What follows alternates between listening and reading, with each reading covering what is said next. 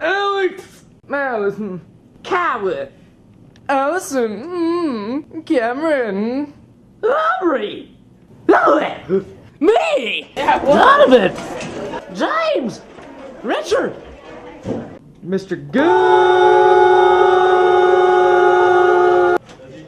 Thompson,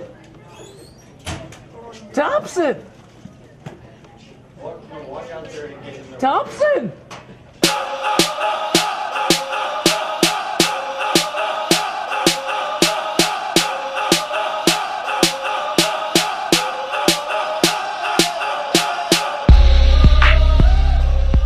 Good morning, Mustangs, and welcome back to Mustang Television. I'm Aly, and today's weather is a high of 56 and a low of 36. And I'm Kiowa, and now for today's Photoshop of the week.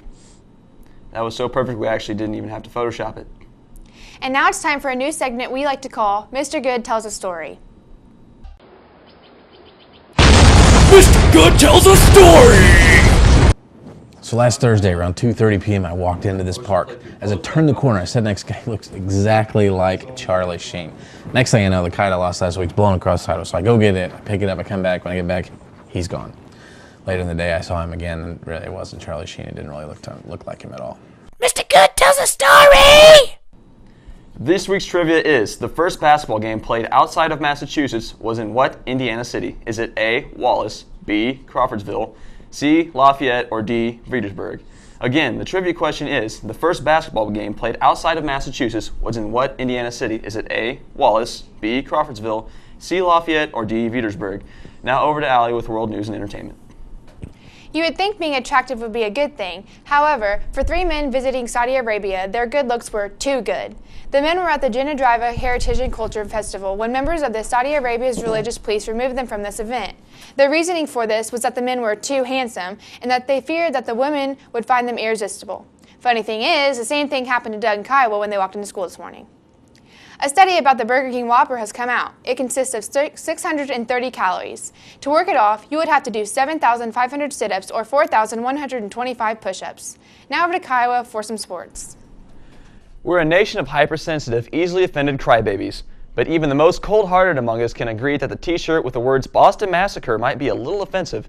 The t-shirt was originally intended to represent the Yankees destroying the Red Sox, but with the recent Boston Marathon bombings, the shirt lost some of its original meaning.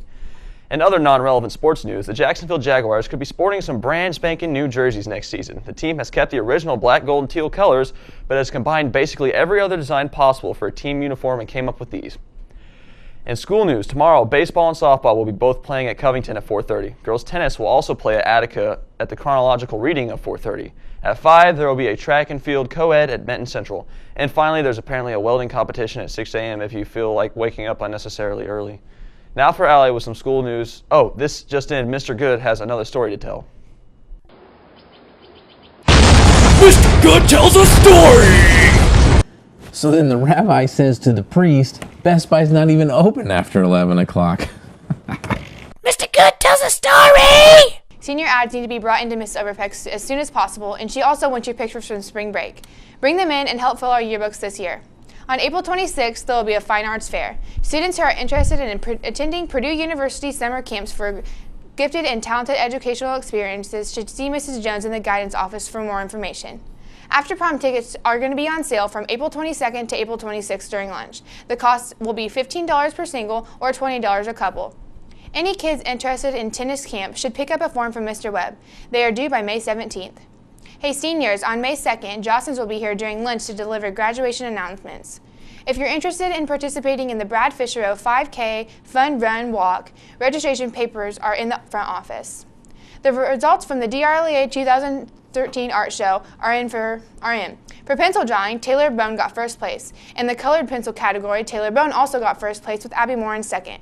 In ink drawing, mixed media, and the best of show, Taylor Bone also got first place. In the group 2 colored pencil, Shelby Green got first place. In ink drawing, round 2, Jenny Hauser got first place. Oil painting round 2 had Kayla Beasley in first place. Best of show in group 2 was Jenny Hauser.